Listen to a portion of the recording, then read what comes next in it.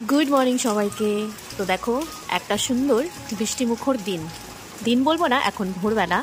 তো সকাল সকাল উঠে গেছি, গুড়িয়ার তো আজকে স্কুল আছে, প্লাস আমাদের বাড়িতে কিন্তু আছে আরেকটা অনুষ্ঠান আছে। আজকে বাড়িতে নারায়ণবার পুজো করব, যেহেতু ভাদ্র মাসের শেষ দিন। আর এই যে মেয়ের জন্য ভাত করে নিয়েছি, এখানে আলু বেগুন সেদ্ধ আছে, আর এখানে কিন্তু আলু আর বেগুন ভাজা আছে। তো ভাতটা কিন্তু শুধুমাত্র আমার বাবার জন্য আর গুড়িয়ার জন্যই করা হয়েছে, আর তাছাড়া কিন্তু আমরা সবাই উপাস আছি আজকে বাড়ির। আর সকাল সকালে আর কি করবো, এইটুকুই করে দিলাম। তো এইটা খেয়েই কিন্তু ও স্কুলে চলে যাবে। আর সকাল সকাল কিন্তু চটপট করে আমার মেয়ের টিফিনটাও বানিয়ে নিয়েছি। এখানে কিন্তু হেলদি ফুড এবং আনহেলদি ফুড দুটোই আছে। একটা তো হেলদি ফুড দেখতেই পাচ্ছ, আমি ফ্রুটস কেটে দিয়েছি। আর এইখানে আনহেলদি ফুড বলতে ওই ম্যাগিটাকে বোঝানো হচ্ছে, কারণ আমি কিন্তু ম্যাগি সচরাচর ওকে দিই না। গুড়িয়ার কিন্তু ম্যাগি খাওয়াটা বারণ আছে। তো আজকে একটু তাড়াতাড়ির জন্য কিন্তু এটা রান্না করে দিলাম। রান্নাঘরের কাজ সেরে তাড়াতাড়ি করে স্নান করে শাড়ি পরে নিলাম। এবার যাব ঠাকুর ঘরে পুজোর জোগাড় করার জন্য। বাড়িতে পুজো বলে কথা, তাই কিন্তু দুই পায়ে সুন্দর করে আলতা পরে নিলাম।